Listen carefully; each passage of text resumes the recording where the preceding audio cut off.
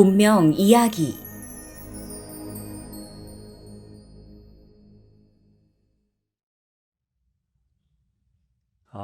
인터넷 시청자 여러분, 안녕하세요. 오늘 여러분과 나눌 주제는 바로 운명입니다. 운명이란 무엇일까요? 저도 모릅니다. 운명은 참 복잡하고 심오합니다. 오늘은 몇 가지 역사적 인물에 관한 이야기를 들려드리려 합니다. 사실 수업 한 번으로 운명에 관한 모든 것을 설명하긴 어렵습니다. 운명에 관해 잠깐 듣고 문제가 해결될 만큼 간단하지도 않습니다. 많은 사람들의 운명 이야기를 듣고 많이 생각하고 많이 고민해요. 수많은 사례들 속에서 운명에 관한 자신만의 견해가 생깁니다. 그리고 생각을 정리해야 합니다.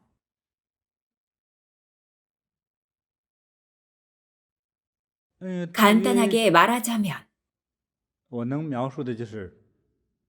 어떤 사람들은 평생 타고난 팔자대로 삽니다. 엄마 뱃속에서 나오는 순간부터 이미 운명이 결정되는 겁니다. 어떻게 결정될까요? 만약 부모가 평범하고 가난한 농민이라면 자식의 인생도 딱 그 삶입니다. 죽을 때까지 땅을 갈고 씨를 뿌립니다. 씨를 뿌리고 땅을 일구죠. 아버지와 어머니, 할아버지와 할머니가 살아온 생애를 반복합니다. 그러한 운명입니다. 좀 더 나은 상황이라면 태어나는 순간 눈앞에 온통 목공용 도구만 보입니다. 어떤 집안일까요? 목수 집안입니다. 아이가 자라면서 배우는 것이라곤 오로지 목수일입니다. 그럼 18살에는 책걸상 정도는 뚝딱 만들어내겠죠. 48살이 되면 목수 장인입니다. 솜씨는 아버지를 훨씬 뛰어넘겠지만 죽을 때까지 목수일만 하다 갑니다. 좀 더 나은 상황으로 가보죠. 태어나자마자 주변이 휘황찬란합니다. 7, 8명이 시중을 들고 있습니다. 황족이나 귀족, 아니면 부유한 집안입니다. 평생 별 문제 없이 부귀하게 살다 갑니다.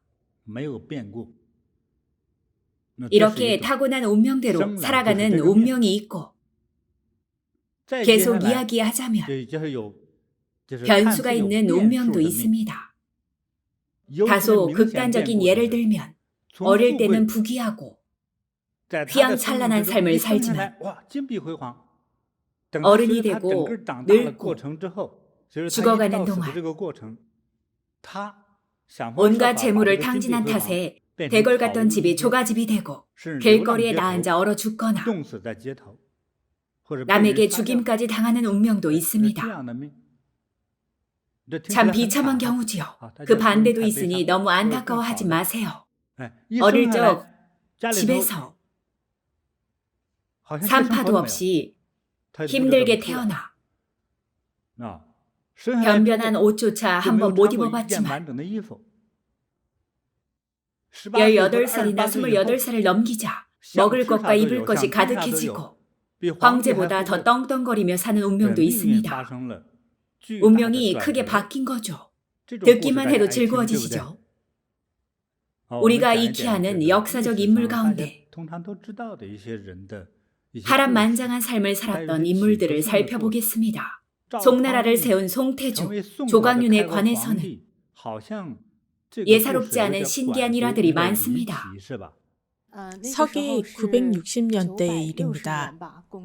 서기 960년이요. 중국 후주 시대 때의 장수였습니다. 후주 시대의 장군. 네, 그때는 대를 이어 황위를 물려주지 않습니까? 어느 날 선대 황제가 붕어했습니다. 다시 말해 돌아가신 거죠. 하지만 새로운 황제는 겨우 7살이었습니다. 7살이라고요? 7살의 어린 황제였습니다. 이제 막 초등학교에 들어갈 나이군요. 7살이면 아직 엄마 품에 있을 나이인데 황제가 되다니요. 그래서요? 당연히 조정의 일을 잘 모르니 장군들이나 신하들에게 의지할 수밖에 없었습니다. 당시 후주는 거란의 공격을 자주 받았는데 어느 해 정월 초하루 거란족이 또다시 국경을 넘어 후주를 공격해 왔습니다. 조정에서는 조광윤에게 당장 군을 이끌고 출격해 거란족을 물리치라는 명을 내렸습니다. 조광윤은 군을 이끌고 출격했습니다. 진교역이라는 역참에 도달했을 때 조광윤의 부하들이 강력한 어조로 말했습니다. 장군님, 거란을 정벌하지 말고 후주의 신하 노릇도 그만둡시다. 저희가 장군님을 우리의 수장이자 황제로 추대하겠습니다. 저희는 장군님을 따르겠습니다. 그러면서 황금색 골룡포를 조광윤의 몸에 걸쳐주었습니다. 영문해요. 정변을 일으킨 것입니다. 진교의 변이라고 하죠. 하지만 사실 조광윤도 이를 기꺼이 받아들였는지 등을 떠밀려 황제가 된 것인지는 알 길이 없습니다. 어쨌든 묵인했죠. 묵인했고 결국 거란을 치지 않고 후주로 돌아와 나라의 주인을 바꾸기로 마음먹었습니다. 도성으로 향하니 성을 지키는 장수들이 모두 자신의 친구들이었죠.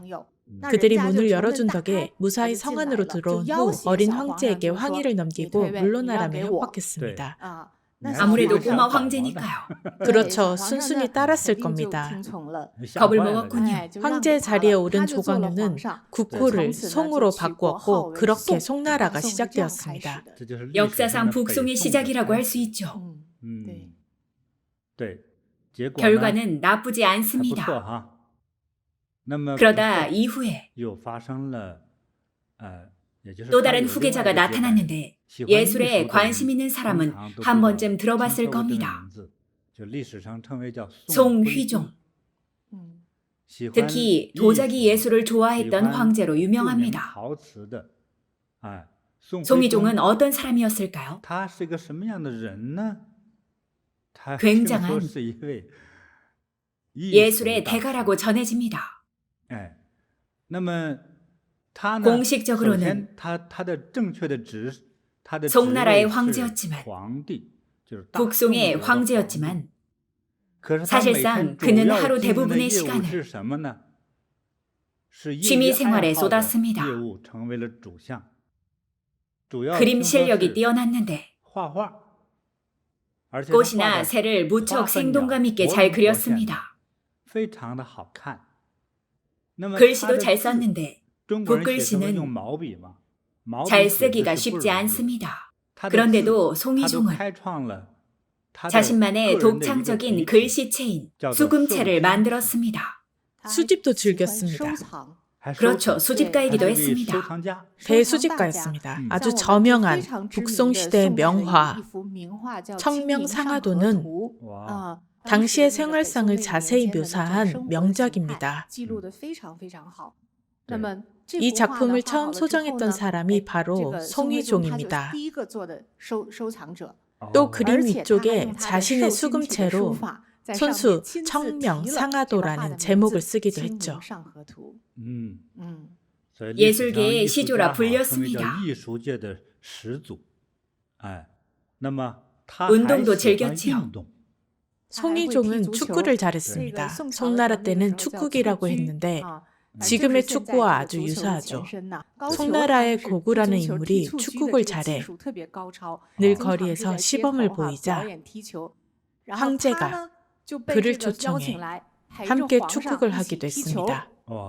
축구를 잘하는 고구가 마음에 들었던 황제는 그를 병마 원수나 삼군 사령 같은 중요한 관직에 임명했습니다.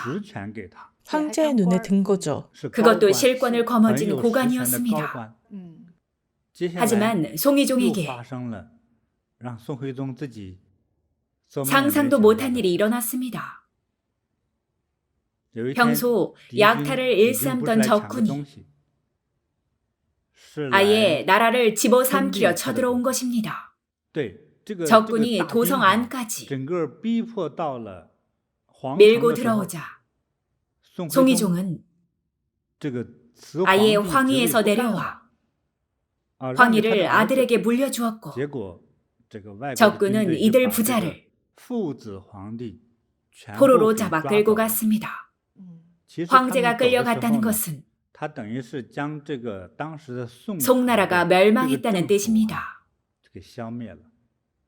끌려갈 때 100명이 넘는 신하와 100명이 넘는 후궁의 궁인과 궁녀들, 수천 명의 장인들, 우수한 금은보화도 함께 가져갔습니다. 이때 송희종이 소장하고 있던 명필, 명화 등의 예술 작품도 모두 빼앗겼습니다. 이것이 중국 역사에서 자랑스러운 일인지 부끄러운 일인지는 모르겠지만 일단 역사적인 사실입니다. 오늘날 여러분은 이 얘기를 듣고 무슨 생각이 드셨나요?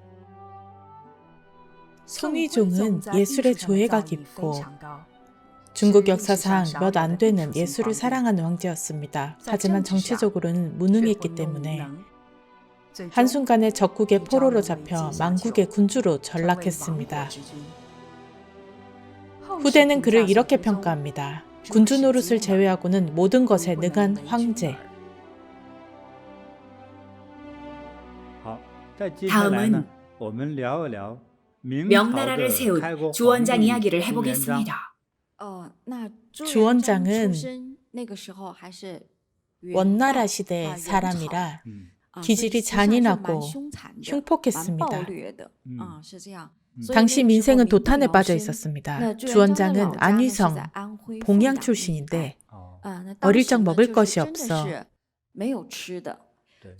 힘든 시절을 보냈습니다. 부모와 형이 눈앞에서 굶어 죽기까지 했습니다.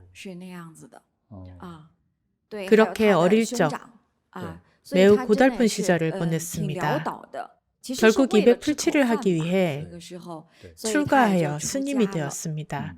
황각사라는 절로 출가했는데 절의 이름이 참 재미있습니다. 황각사, 황제황, 깨달을 각입니다. 집 근처 황각사의 스님이 되었습니다. 당시 이름은 주중팔이었습니다. 그때는 주원장이 아니었죠. 팔이요? 이름에 숫자가 들어갔네요. 할아버지 이름이 주초일이었고 맏형이 주중오였는데요. 위에 형제들이 중육, 중칠, 주원장은 중팔이 되었습니다. 주원장은 당시 소치는 목동이었던 친구들과 함께 봉기에 뛰어들었습니다. 자신이 출가한 절 주변에서 봉기를 일으켰습니다. 정식군은 아니었고 농민들이 일으킨 봉기였습니다. 농민들이 반란을 일으키는 이유는 자꾸 굶어주기 때문입니다. 그래서 용기 있고 능력 있는 자가 사람들을 모아 반란을 일으켰습니다.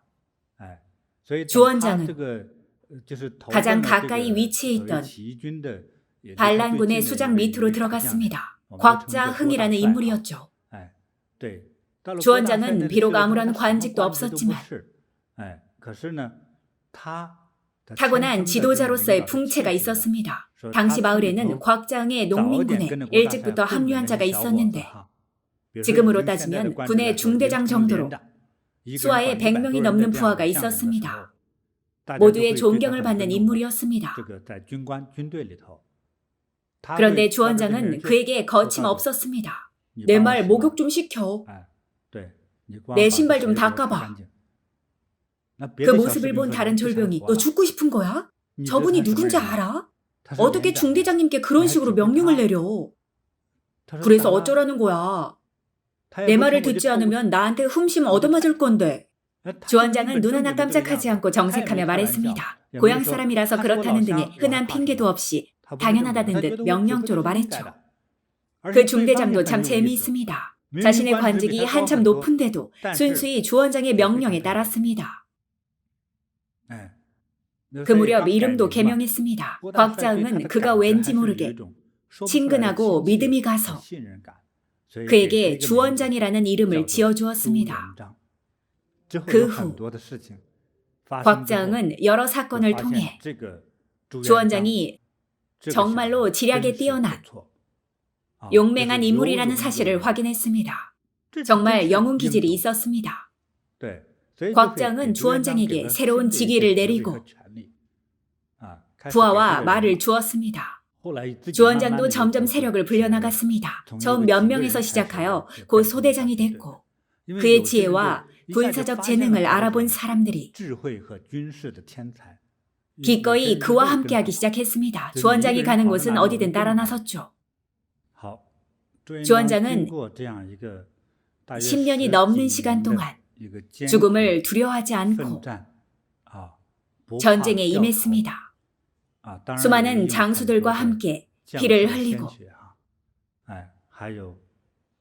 총기와 지혜를 발휘해 전쟁에서 승리한 뒤 마침내 새로운 왕조를 세웠습니다. 그것이 바로 명나라입니다. 주원장은 명나라를 세운 뒤 국가의 행정체계를 바꿔나갔습니다. 사실 그는 빈곤한 최하층 농민 출신으로 생활고에 시달려 일찍 출가를 한 데다 전쟁에 나가 싸우느라 조정의 관리들에 대해서는 큰 적개심이 없었습니다. 농민의 자식이었기 때문에 황제와 황제 곁의 대신들이 무슨 일을 하는지 잘 몰랐죠. 하지만 농민을 다스리는 하층 관리들이 저지른 짓은 누구보다 잘 알고 있었습니다. 그는 황제가 되자마자 지방 관리들을 집중적으로 손보기 시작했습니다. 관리들을 엄격하게 규율해 농민들의 삶이 더 나아지고 부패 행위가 줄어들며 각 지방의 관리들이 황제의 뜻을 받들어 충실하게 임무를 실천하길 바랐습니다. 당시 황실에서 아무리 바른 뜻을 펴도 지방으로 가면 변질되기 일쑤였습니다. 예를 들어 은자 100냥을 걷어야 되는데 농민들한테는 1000냥을 받고 조정에는 그대로 100냥을 바쳤습니다. 관리들이 돈을 착복했죠. 주원장은 그런 폐단을 잘 알고 있었기에 많은 개혁을 시도했습니다. 또 주원장은 주거, 가구, 의복에 이르기까지 간소한 형식을 추구했습니다. 우리가 아는 명나라식 가구가 그렇습니다. 단순하고 절약을 강조한 것이 특징이죠. 가구에 사용되는 목재를 최대한으로 줄여 간결하고 깔끔한 형식을 추구했습니다. 이에 비해 당나라 황실은 온통 옥이나 황금 같은 보석을 주렁주렁 달았고 궁정에서 쓰는 물건들도 마찬가지였죠. 모두 황금 아니면 모두가 옥종유였습니다. 이러한 개혁은 이미 송나라 때부터 시작되었고 명나라에 이르러 본격적으로 진행되었습니다. 나무나 기와로 대체할 수 있는 물건에는 황금이나 백옥 등의 장식도 없앴습니다. 주원장은 백성들의 더 나은 삶을 위해 자신의 관저나 황궁을 소박하게 꾸몄습니다. 국가 행정체계도 개편했습니다. 승상제도를 폐지하고 황제가 직접 세세한 부분까지 관여하기 시작했습니다. 황제의 업무 시간은 하루 8시간이 아니라 거의 2배인 15시간을 훌쩍 넘었습니다. 일부러 시간을 끈 것이 아니라 사암마다 5분씩만 논해도 매일 10시간이 넘게 걸렸기 때문이죠. 그래서 늘 피로에 시달렸습니다. 하지만 적어도 황제라는 본업에는 가장 충실한 군주였습니다. 그는 중국 역사상 백성들의 생활 개선에 크게 기여한 황제였습니다. 명태조 주원장은 어릴 적부터 가난과 역경을 홀로 딛고 일어나 명나라를 건국했습니다. 그 후 명나라는 16대까지 이어졌습니다. 주원장은 재위 기간 검소한 생활을 하고 성실히 국사를 돌보며 백성을 위해 전신전력했습니다. 하지만 그의 뒤를 이은 황제들이 향락을 탐닉하고 그릇된 행동에 빠지면서 명나라의 국운은 점점 기울어갔습니다. 다음은 명나라 제10대 황제입니다. 무종입니다. 무종은 어느 날 저작거리에서 두부 같은 먹을 것과 입을 것 등 온갖 것을 다 파는 노점을 보고 참 재밌다고 생각했습니다. 반면 황궁은 지루하기 짝이 없었죠. 그래서 황궁에 장날 제도를 들여와 황제 스스로 상인처럼 꾸미고 물건 파는 사람처럼 행동했습니다. 궁녀나 황관들도 똑같이 꾸미고 서로 값을 흥정하도록 했습니다. 생각이 참신하네요. 그저 즐기느라 정신이 없었죠. 저잣거리에서 보이는 풍경들이 마음에 들었나 봅니다. 재미있군요. 좋은 아이디어예요. 다음으로 가정제가 즉위했습니다. 노점 차리기를 좋아했던 황제 후계자이군요. 네, 재위 기간이 무척 길었는데 무려 45년이나 되었습니다. 다만 좀 특이한 취미가 있었는데요. 바로 연단술이었습니다. 연단술이라고요? 도교의 불로장생약을 만드는 기술이죠. 가정제는 민간의 고수들을 황궁으로 불러들여 연단술을 배웠습니다. 그들과 함께 묘약을 만들기도 했고요.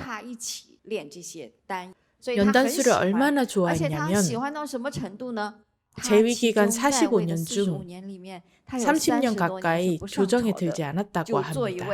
그렇게 전문 연단술사가 되었습니다. 조정에 들지 않았다는 말이 무슨 뜻인지 모르는 분들도 있을 것 같은데요. 뒷마당에서 나란 일을 돌봤다는 얘기인가요? 나란 일을 거의 하지 않았다는 뜻입니다. 안 한 거네요. 네. 안 보는 데서 일을 한 게 아니라 팽겨쳐뒀군요. 황제가 해야 할 일을 하지 않고 그래서 신하들에게 아래 사람들이 했군요. 네, 신하들에게 나라의 결정을 맡겼습니다. 국세를 내어주며 알아서 하라고 했군요. 마음에 드는 사람에게 이 일을 처리하거라. 이 정도는 할 수 있겠지. 그리고 황제는 연단을 만들고요. 왜 연단을 만들었을까요? 불로장생을 원했습니다. 신선이 되려고 했겠죠. 그럼 연단이 필요해요. 듣다 보니 재미있네요. 명나라 황제들은 참신한 것 같습니다. 송나라 휘종과 비견될 만합니다. 20년 넘게 조정에 들지 않았다니 황제 노릇을 제대로 하기는커녕 은퇴만 기다린 셈이군요. 다음 황제들은 또 어떤 족적을 남겼는지 살펴볼까요? 그 다음은 만력제인데요. 겨우 10살의 황위에 오른 어린 황제였습니다. 당시 장거정이라는 황제의 개인 교사가 있었는데요. 조정의 큰일을 보좌하기도 하고 황제를 아주 엄격히 대했습니다. 어린 황제는 공부를 싫어했지만 글씨 쓰는 건 아주 좋아했는데요. 이를 본 장거정이 이러시면 안 됩니다. 아무리 글씨를 잘 쓰면 뭐합니까? 송나라 휘종을 보십시오. 그런 것들이 무슨 소용 있습니까? 조정을 돌보셔야 합니다. 황제를 너무 엄격히 교육한 탓인지 나중에 장거정이 죽고 나자 아무도 황제를 돌보는 사람이 없었습니다. 만력제 역시 재위 48년 동안 30년 넘게 조정에 들지 않았습니다. 그럼 무엇에 몰두했답니까? 미녀들과 함께 향락에 빠져서 황궁에 미녀들이 많았나 보군요.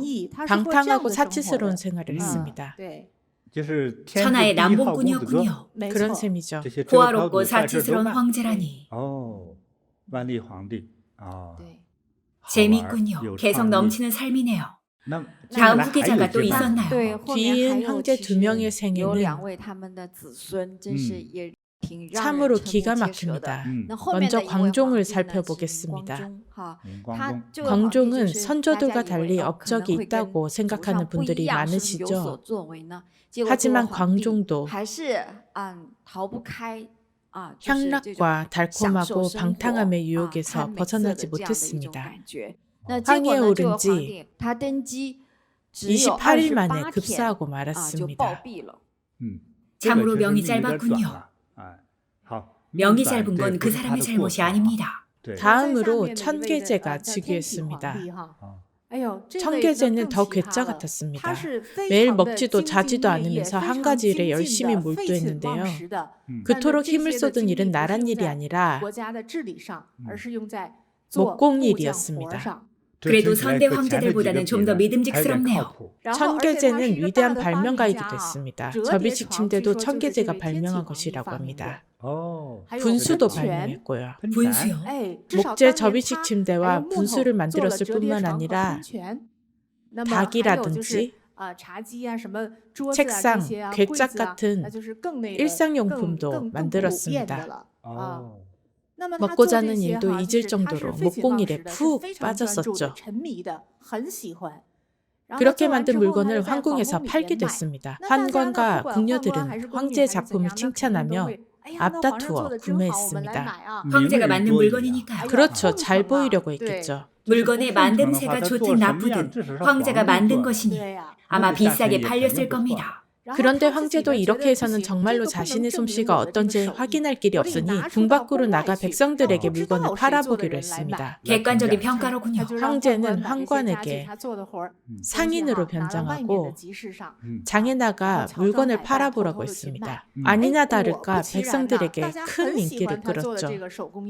확실히 솜씨가 아주 훌륭했습니다. 아무래도 황제니까요. 고급 가구들만 보고 자랐을 겁니다. 목공 기술을 가르쳐준 장인도 국보급 인물이었으니까요. 아마 노반 정도의 인물이었을 겁니다. 공구도 최고급이었죠. 공구나 재료는 물론이고 오칠도 최고급으로 했을 겁니다.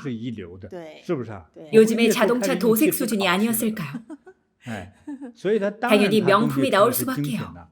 그렇죠. 황제의 작품들이 시장에서 백성들의 인정을 받은 뒤로 인정을 받았군요. 황궁으로 돌아와 먹지도 자지도 않고 전보다 더 열심히 몰두했답니다. 거참 대단하신 분이네요.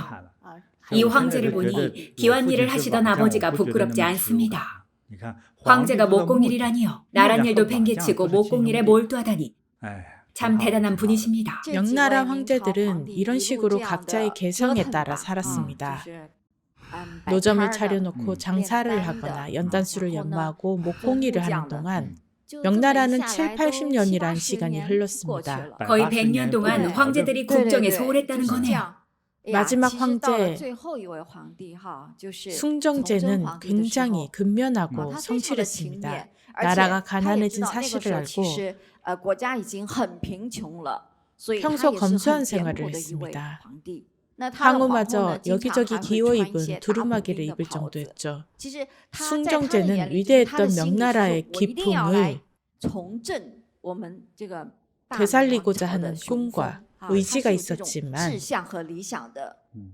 시기를 잘못하고 났습니다. 부군이 이미 기울어 더 이상 되돌릴 수 없는 지경에 이르렀습니다. 나라 곳곳에서 농민들이 봉기했고 나라 밖에서는 누르하치가 때를 노리고 있었죠. 황제가 아무리 근면하고 성실해도 이미 기울어진 국군을 되살리기는 역부족이었습니다. 숭정제의 이름은 주유검인데 시대를 잘못하고 난 황제입니다. 그가 아무리 능력이 많고 아무리 포부가 커도 나라는 이미 쑥대밭이 된 상황이었습니다. 백성들은 나라에 실망하고 신뢰를 잃었습니다. 지난 100년간 역대 황제들은 백성들이 죽든 살든 어떻게 살든 전혀 신경 쓰지 않았습니다. 국정을 팽개치고 신하들에게 일을 맡기면서 황관들이 나서서 권력을 쥐락펴락하기도 했죠. 그런 상황에서 명나라가 100년을 버틴 것도 참 용한 겁니다. 진작에 바뀌었어야 했습니다. 오늘은 역사에 대한 평가는 하지 않겠습니다. 앞으로 몇 차례 나누어 이야기할 예정입니다. 저 혼자만이 아니라 모두가 이런 역사에 대해 함께 생각해 보아야 좀 더 의미 있는 결론을 얻을 수 있을 것입니다. 스스로의 인생을 선택할 수 있다면 명나라 마지막 황제인 숭정제는 어떤 삶을 택했을까요?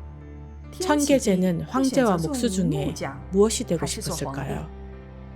그들의 마음은 알 수 없지만 모든 사람에게는 하늘이 이미 정해준 운명이 있는 것 같습니다. 운명은 바꿀 수 있을까요? 자신의 숙명으로부터 벗어날 수 있을까요? 조금 다른 얘기를 들려드리죠. 송나라 때 조빈이라는 장수와 유명한 도사 진단 사이에 있었던 일인데 이미 예측됐던 운명이 어떻게 바뀌어가는지를 생생하게 보여주는 이야기입니다. 이 이야기는 송나라 조광윤 때의 일입니다. 당시 그의 수하에 조빈이라는 뛰어난 장수가 있었는데 후주의 장수였으나 훗날 조광윤과 함께 송나라를 건국했습니다. 그가 한 살이 되어 돌잡이를 했을 때 아이의 미래를 점쳐보는 일 말이죠. 아이의 운명을 점쳐보는 일인데 조빈은 왼손으로 무기를 잡고 오른손으로 관리들이 쓰는 도장을 잡았습니다. 그런 운명을 타고났던 것이죠. 나중에 정말로 훌륭한 장수가 되어 두루 원정을 다니며 혁혁한 공을 세웠습니다. 어느 날 그 유명한 진단도사를 만나게 됐는데 진단도사는 조빈을 보고 이렇게 말했습니다. 초년에는 관운이 들고 모든 일이 잘 풀릴 것입니다. 하지만 말년이 좋지 않을 상이십니다. 한 번은 조빈이 남쪽 성에 원정을 가서 공격하지 않고 포위만 한 채 적군의 장수에게 투항을 권유한 적이 있습니다. 단판을 지으려고 한 것이군요. 그렇습니다. 투항하면 본인의 목숨뿐 아니라 병사들과 백성들의 목숨도 보존할 수 있으니 모두에게 좋은 일이라며 상대를 설득했죠. 적군의 장수는 의심이 들어 고민을 거듭했고 점점 시간만 애타게 흘렀습니다. 결국 성을 공격하기 직전 조빈이 장수들에게 말했습니다. 내가 병이 나서 전쟁을 잠시 멈춰야겠소. 다들 놀라 울었습니다. 무슨 일이십니까? 명의를 불러 약을 처방해 드릴까요? 그러자 조빈은 이렇게 말했습니다. 내 병은 약 몇 첩으로는 안 될 것 같소. 그럼 대체 어찌해야 됩니까? 내 병이 낫기를 바란다면 내게 맹세 하나만 해주시오. 성 안에 있는 백성들을 함부로 죽이지 않겠다고 말이오. 누구도 함부로 죽여서는 아니 돼요. 그렇게 해준다면 내 병이 나을 것 같소. 좋습니다. 장군님 말씀에 따르겠습니다. 장졸들은 곧바로 향을 피우고 하늘을 향해 굳게 맹세했습니다. 다음날 조빈이 말했습니다. 이제 병이 다 나았소. 이튿날 성을 공격했고 모든 것이 평화롭게 끝났습니다. 아무도 양민을 학살하지 않았습니다. 백성을 지켰군요. 백성을 지켰습니다. 성 안에 들어가자 백성들은 먹을 것과 마실 것을 들고 조빈의 군을 환영하며 감사를 표했습니다. 백성들을 아무도 죽이지 않았군요. 옛날에는 성을 함락시키기가 매우 어려웠습니다. 성을 지키는 군대가 있었기 때문이죠. 성은 보통 벽돌로 하나하나 견고하게 쌓아 올리기 때문에 기어오르기가 아주 어렵습니다. 게다가 수직으로 고든 데다 벽돌 사이에는 조그만 틈도 없습니다. 적이 기어오르는 것을 방지하기 위해서지요. 특히 성벽 아래에는 방어를 위해 해자라는 작은 도랑을 파둡니다. 그 위로는 큰 성벽이 가로막고 있고 성벽 위에는 2, 3m 가량의 길을 내어 통로로 쓰고 그 통로에 무기가 될 만한 물건들을 쌓아둡니다. 나무 몽둥이 같은 걸 두는 거죠. 적이 기어오르면 그걸로 때려 죽입니다. 심지어 기름도 준비해둡니다. 통나무나 돌도 굴립니다. 화살이나 바위를 쓰기도 합니다. 적을 때려잡을 수 있는 것들이 성벽 통로에 잔뜩 놓여 있습니다. 중국이든 외국이든 옛날 성벽은 가운데가 오목하고 양쪽은 볼록하여 홈이 파인 듯한 형태입니다. 그 모양이 말 이빨과 비슷하다고 해서 말 이빨 벽이라고도 합니다. 이렇게 튀어나온 부분 뒤에는 적군의 활을 피해 병사들이 숨기도 하고 그 틈으로 바위를 굴리거나 활을 쏘기도 합니다. 전쟁에서 장군의 역할은 적군을 죽이는 겁니다. 때로는 활에 편지를 묶어 쏘아보내 단판을 짓기도 합니다. 3일 안에 성문을 열고 투항하지 않으면 군을 이끌고 쳐들어가 모조리 몰살시키겠다. 이것이 어떤 의미일까요? 모두를 죽이겠다는 말입니다. 남녀노소, 관리나 백성 가릴 것 없이 마구 학살을 하겠다는 뜻이죠. 위협을 받은 상대는 고민에 빠집니다. 나라의 관리로서 내가 죽는 것은 괜찮지만 백성들까지 죽이겠다니요. 훨씬 견디기 힘든 일입니다. 그래서 대부분은 성안의 백성들을 보호하겠다는 마음으로 순순히 투항합니다. 일종의 심리 전술이지요. 실제로 많이 벌어지는 일입니다. 옛날에도 전쟁 시의 기본 규칙은 양민을 학살하지 않는 것인데 그래도 정권을 탈환하려는 반역자들은 거리낌 없이 학살을 자행합니다. 중국 역사에는 이런 일이 1000번도 넘게 일어났습니다. 투항할 경우 목숨을 빼앗지 말아야 합니다. 하지만 투항해도 죽이는 경우가 있죠.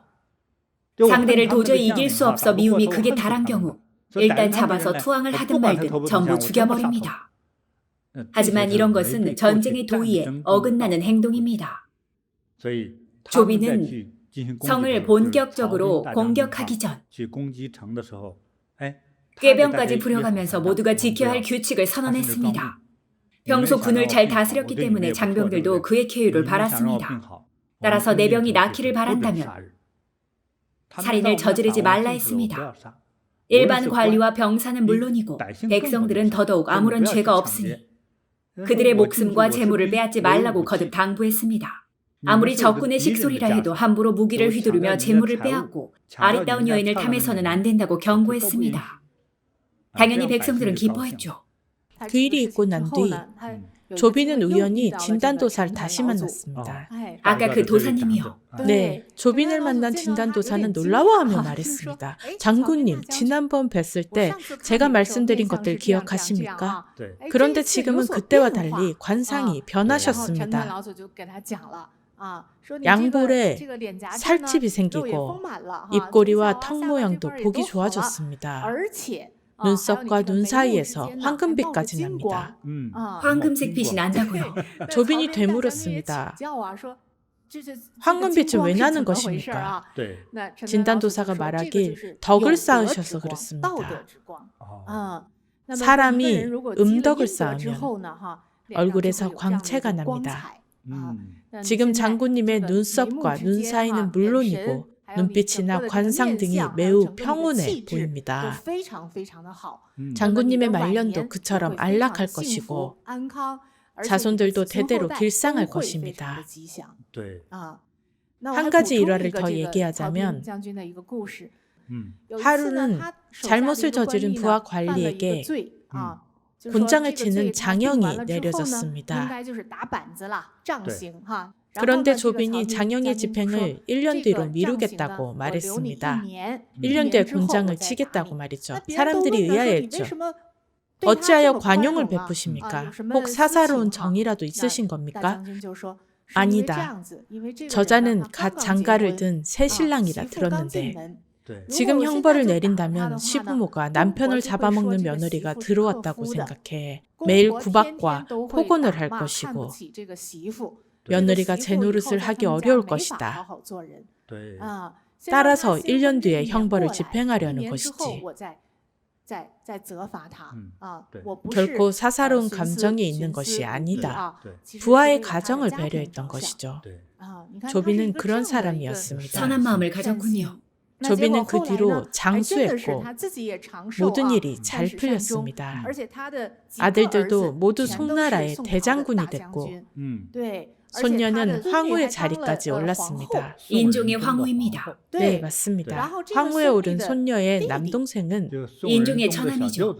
네, 맞습니다. 8대 선인 중 하나인 조국구죠. 네, 신선이 되었습니다. 득도를 했군요. 그렇습니다. 또 후손들 중에 여자 도사도 있죠. 네, 여도사, 진인이 된 사람도 있습니다. 자손들이 모두 다 잘 됐습니다. 정말 좋은 일입니다. 앞서 말한 일화들을 평가하지는 않겠습니다. 오늘 저희가 아는 이야기들을 들려드리는 이유는 각자 운명이란 어떤 것인지 생각해보고 스스로 결론을 내려보자는 뜻에서입니다. 확실히 운명을 이해하는 일은 쉽지 않습니다. 운명은 관상, 운, 직위, 권력, 재물의 양, 후손 등과도 연결되어 있습니다. 어느 하나도 떨어져 존재하지 않습니다. 평범한 인물을 예로 들지 않는 이유는 뻔한 일상에서는 우리가 딱히 성찰할 만한 소재가 없기 때문입니다. 큰 인물의 파란만장한 이야기는 우리 자신을 돌아보고 반성하게 합니다. 방금도 두 왕조에 걸친 황제들의 다양한 삶의 모습을 보며 많은 것들을 느끼지 않았습니까? 사실 각자의 삶에서는 누구나 본인이 황제입니다. 여러분도 자신이 어떤 인생을 살고 있고 왜 그런 인생을 살기로 결정했는지 생각해 보셨으면 합니다. 얼른 다시 만나기를 고대하겠습니다. 감사합니다. 오케이.